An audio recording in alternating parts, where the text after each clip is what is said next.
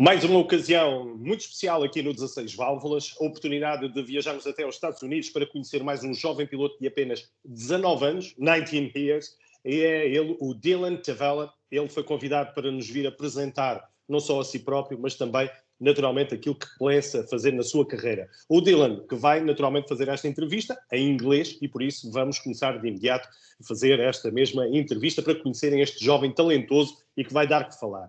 So, Dylan, bid the welcome to 16 Válvulas from Portugal. It is our pleasure to receive you. I hope that you are fine at this moment.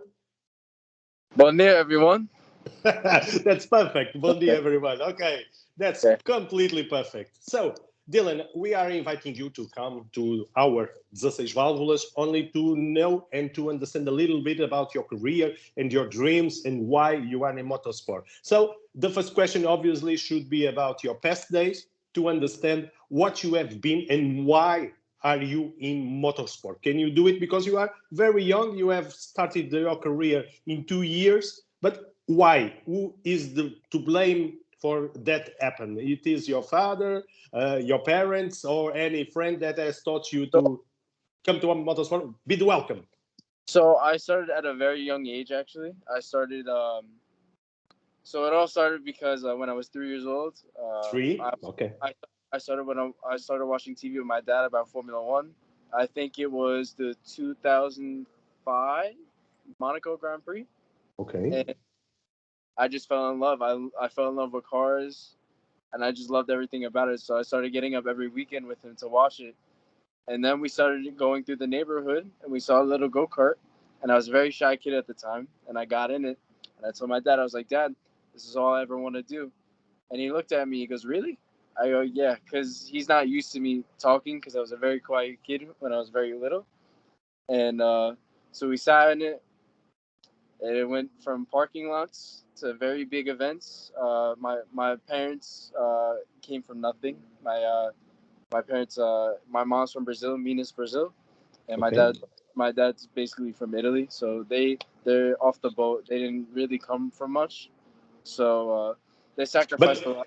But at the moment you are 19 years old, right? Yeah. But you have started with 3 years. That's what I understood. I started at 4 years old. 4 years. Okay. So during these 15 years, you have tried many chances to go to motorsport, and there was no doubt that that's what you really want to do. Or was there any special moment in a doubt that maybe I could try soccer, football, your American football, for example? No. So yeah, and while I was focused on racing, my parents wanted me to try other sports. We tried soccer, we tried baseball, but I didn't really like it too much because it just felt like it wasn't enthusiastic for me. Mm-hmm. But from the adrenaline and the feeling of being in a car, it felt amazing to me, and it just felt like I was in my own realm, and I felt like this was me.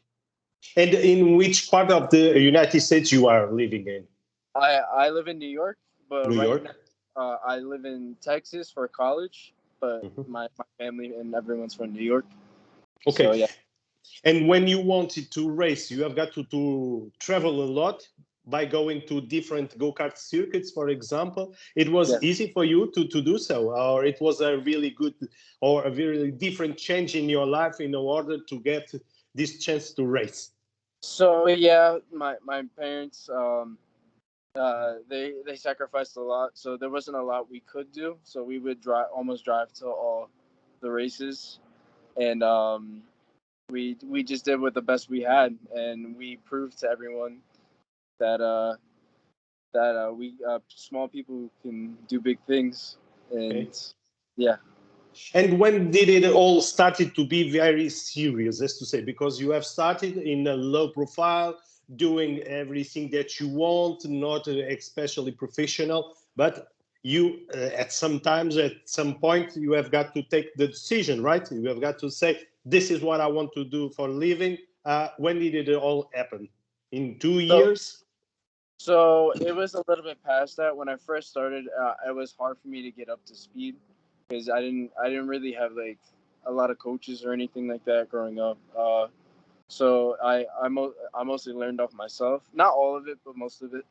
And then once we went to our first national race, I for some reason I just clicked, and because I guess the pressure got onto me, and I wanted to show myself that I can do good under pressure, and so my first national race I was 9 years old, and I did okay, and then every year after that I just kept smashing it because I hated losing.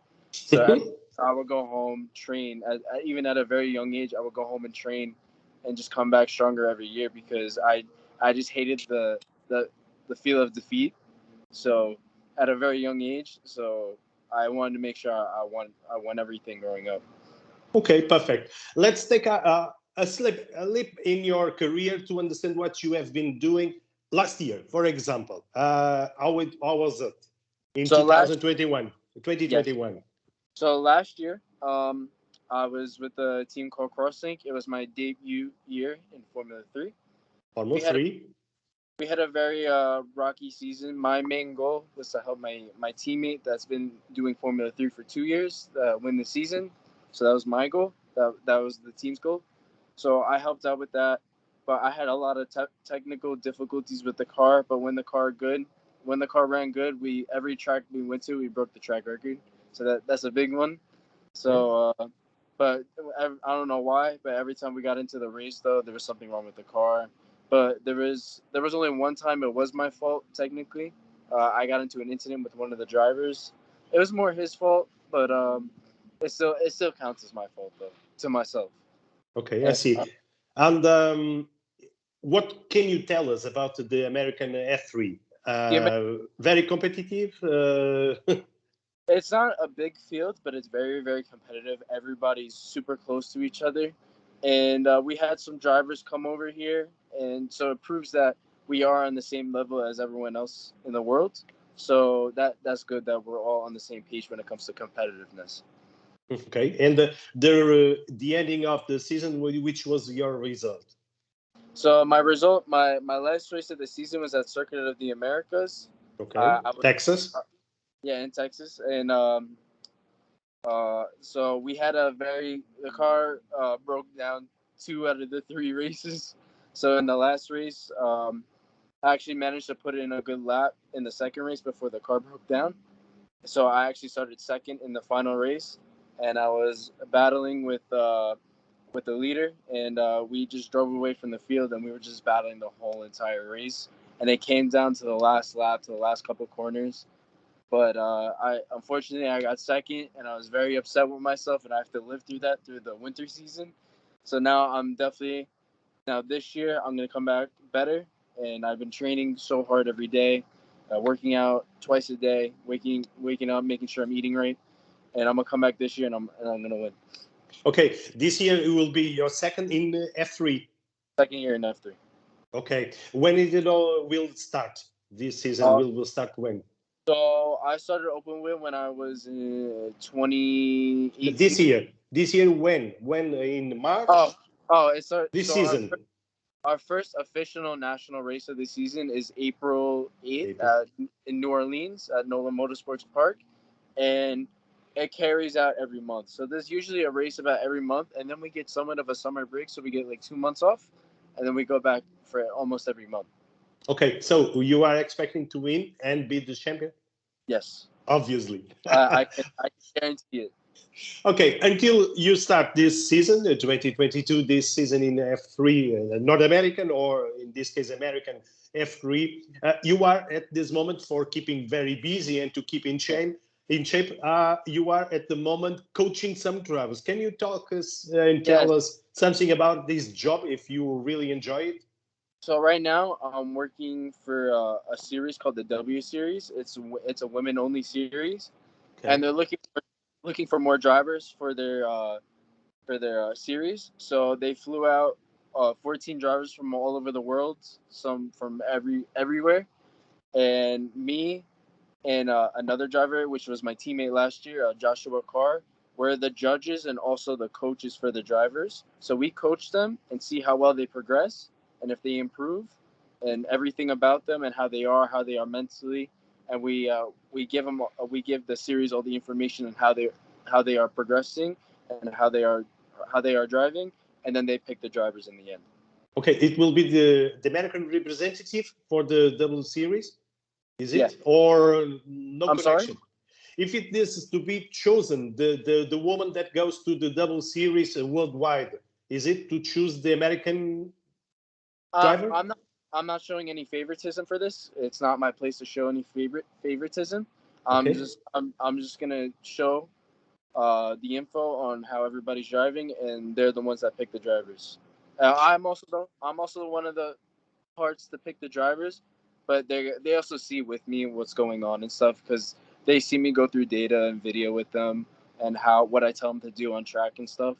But all of them are progressing really good. They came here pretty slow because most of them came out of go-karts, and I made them drop like 10-15 seconds. So and what will happen to them, to these girls? What will happen next? Which is the next step? So I'm pretty sure the next step is, so right now they're in Formula 4. They're going to do an official test with the W Series in Formula 3. Okay. And then if they like the way they drive in Formula 3, they'll throw them on the series. Okay. Can you pick up two names, not to say three, no one? Okay. Two names that we must pay attention in the future for these drivers, these lady drivers. So one of them is Chloe Chambers. She's actually one of my close friends. I grew up with her, and she's a very, very determined driver. Chloe Chambers? Chloe Chambers. Chambers. Okay. She was on the David Letterman show with Lewis Hamilton. She was one of those. And the other driver, it's kind of decided. It's not really decided right now, but she's been showing that she's at the top and everything. So she's been on the top of her game. So what's her name? What's her name in this second lady? Yeah, we haven't decided yet. It's pretty okay. close. But you cannot choose one second lady, the name. Pick up one. Close your eyes. No matter this one. Okay. Another driver I would say is she's already on the W Series. She's like the test driver here. Her name is Belen Garcia. She's from Spain. Okay. And she's pretty good. Yes. And a very tough question. I see. I see the point. Okay. It's very, very close. It's very, very close. So, Dylan, we understood where we have been until now. I know that you are going to do the Formula 3 in this year. What's your aim for the future? Are you looking for being a Formula 1 driver, American representative in the Formula 1? You rather prefer in the WEC, for example, with the closed wheels, or what's in your mind if you think about your future? What do you want to do? I'm open to a lot of things, but my main goal ever since I was a little kid was Formula 1. And my goal this year is just to do my job and everything I'm supposed to, and hopefully with sponsors come so I can get the funding for Europe, or a team picks me up from Europe, because I never really got that opportunity. And I would love to at least get a shot at it, because I never got anything like that. And I feel like if I ever got an opportunity like that, I feel like I would definitely show myself. And what do you think will be needed to come to Formula 1, rather than, for example, have the ability, the skills, but something else is needed? Not only money. I'm not talking about money, but we're talking about working with some, some sponsors, like many cases that you know, that can allow you to go to Formula 1. Or what's your opinion? What must be done to arrive to Formula 1? In your opinion? Sponsors is a great help, don't get me wrong, but your main priority should be to focus on yourself, focus on your driving, constantly training every day, constantly gym. You're allowed one day off. I give myself one day off. It sucks, but I have to. But I can't, just keep bettering yourself, so when you get in the car, you can show everyone, and you can prove to yourself as well that you're bettering yourself. Okay. And is there anyone or any sponsor that you want now to be for you to thank for the chance? Do you want to thank you or your parents or some sponsors that you want in this occasion to be thankful? Can you get this chance? Yes, I have a couple of sponsors. My biggest sponsors are my parents for helping me. Uh, Okay. they've always pushed me through the years to keep me going, and now I push myself. They don't even need to do that anymore. But they made me realize the determination I need and everything like that ever since I was a little kid. I would love to thank Crossing Kiwi Motorsports, the team I'm currently racing for. They've done so much for me, and they're such an amazing team. And we will get to the top this season. We won a lot together, and hopefully we can do more in the future. And I would love to thank Roddy Rebel. That's an energy drink that I'm sponsored by. Okay. They're a very good energy drink. I drink it all the time, and yeah. Okay, just to understand a little bit about yourself and your, as to say, your choices, which is your favorite driver? I'm not talking about Formula One for not only for Formula One, but the one is your favorite driver anytime. So my favorite driver of all time would probably be this is tough. Yeah. Senna was a big one for me. Senna. Even though I was born after he passed, I always soon as soon as I got into Formula One, I was looking through drivers and I came across him and I saw what he accomplished and his determination of how to better himself. I was like, wow, he really had heart into the sport and he really had dedication. And hopefully one day I would be like him. And last question, which is your favorite circuit? My favorite circuit? Ooh. No matter if you have already raced there or using the simulator, for example, but the way do you see that circuit that is your favorite? So I've got a couple. I like Circuit the Americas a lot. I'm very Ups and quick. downs, and all the Yeah. S's. I like Belgium, Spa, Belgium. Spa. Never So raced there. You only raced now in the United States, right? I've only raced in the Well, I've raced at Le Mans and a couple of tracks over there, but I've raced that track on my simulator, and I would love to drive that track one day. Spa, first of all, right? Okay, let's hope for the chance to see you there racing there in Spa. It will be a very good news for me. Only to thank you for the chance to meet you and to know a little bit about young drivers in the United States. I know you are belonging to the next generation. I'm hoping to see you go very away and very, very, very long way. But I believe that you have the skills to do so. And for me, only to thank you the chance to meet you and all the best. And this is my last wishes. All the best for you and your career. I will keep an eye or two eyes very open to see what you will do and keep on doing that work with the ladies. I believe that maybe there could be the new driver in this case in the Formula One, for example, when they change it not only for men but also for ladies. There are also very talented girls. Okay, so Dylan, it was a great pleasure. Best of luck for 2022, and I hope to hear from you. Bye bye. Yeah. Thank you, Dylan. Thank you. Thank you very much. Thank you.